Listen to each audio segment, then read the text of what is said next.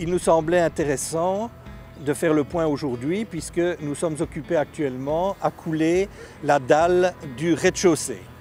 Sont donc terminés le 3e sous-sol destiné à l'égouttage du bâtiment, est terminé le -2 qui accueillera la logistique et le -1 qui accueillera le cœur de l'hôpital avec les salles d'op, la réanimation, la radiologie et tous les services lourds de l'hôpital.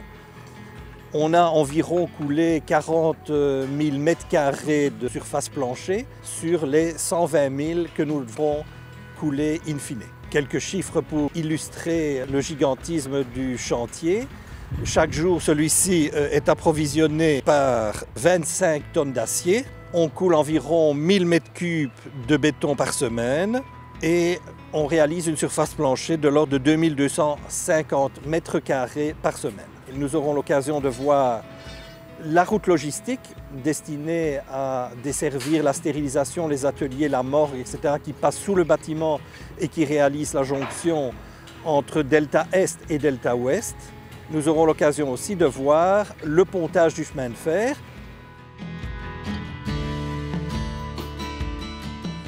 Nous avions promis d'amener la lumière au plus profond des étages enterrés. À cette fin, on construira 9 puits de lumière, le principal étant celui de l'atrium bien sûr. Et maintenant, nous pouvons déjà distinguer très clairement l'un des 8 puits de lumière périphériques.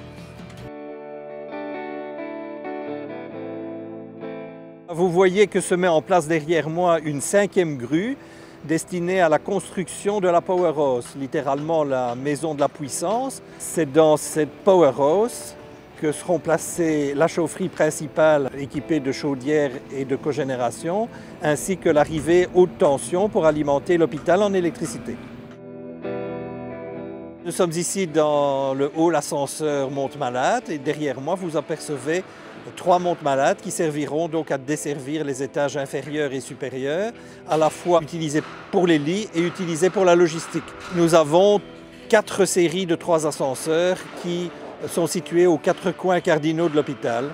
Nous comptons aussi 8 ascenseurs dédicacés aux visiteurs.